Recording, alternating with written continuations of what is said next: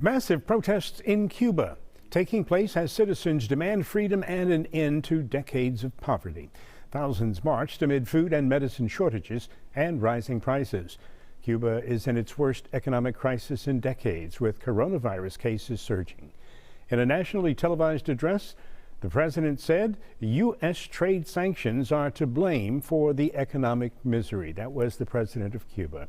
Now, here to discuss it is Professor Richard Sindelar, director of the Center for International Studies at the University of St. Thomas.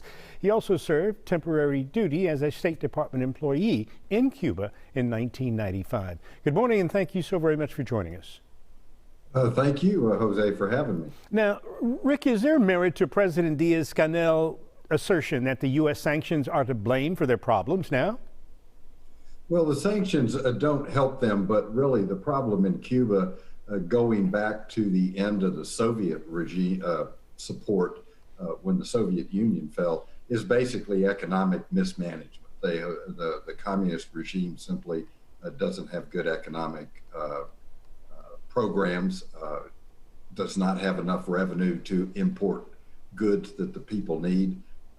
And without the support of a patron, which used to be the Soviet Union and then used to be Venezuela, but now Venezuela, of course, is off the table. They're basically on their own at this point, and they just can't economically make it. The embargo probably plays a relatively minor role in things, actually.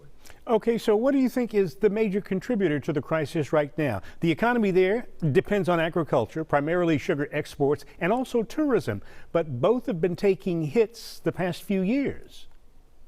Correct. Tourism has taken a massive hit. It's down about 90% in Cuba since the pandemic. The sugar harvest this year has been particularly poor due to a variety of circumstances, including weather, lack of machinery. Again, they don't have enough foreign reserves to buy replacements for their machinery, so it's not working.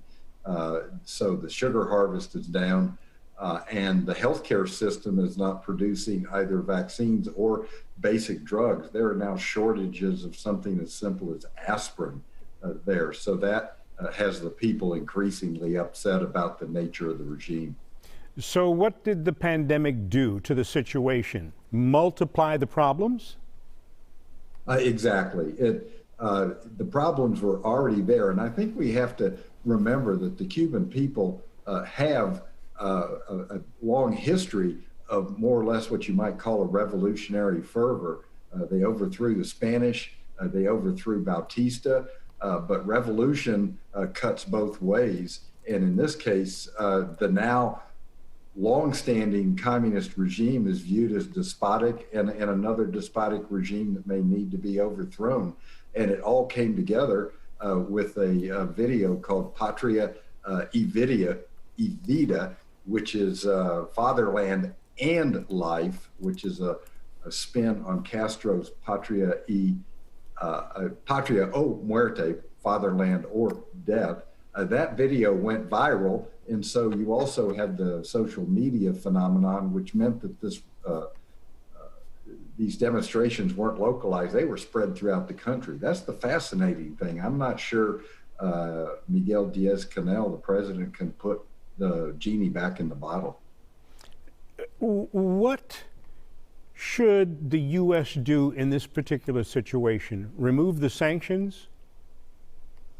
No, I don't think the removal of sanctions is what we need, because that's going to just simply inspire the regime that can continue to be thuggish. We already have a program where if they need drugs and foods, those can be exported to them. They have to buy it and pay for it. It's not given away free. And this brings in yet another interesting twist to this. Their old patron was the Soviet Union and then Venezuela. I am curious about whether this isn't going to be an opening for China to get its foot more into the Cuban door. China's already active there. They could provide the funds to buy the drugs, or simply provide the drugs and the food themselves if they wanted to. So there's an opening for China. Well, this is a situation I know we'll be watching for weeks to come. Professor Richard Sindelar with the University of St. Thomas. Thank you, sir. Thank you, Jose.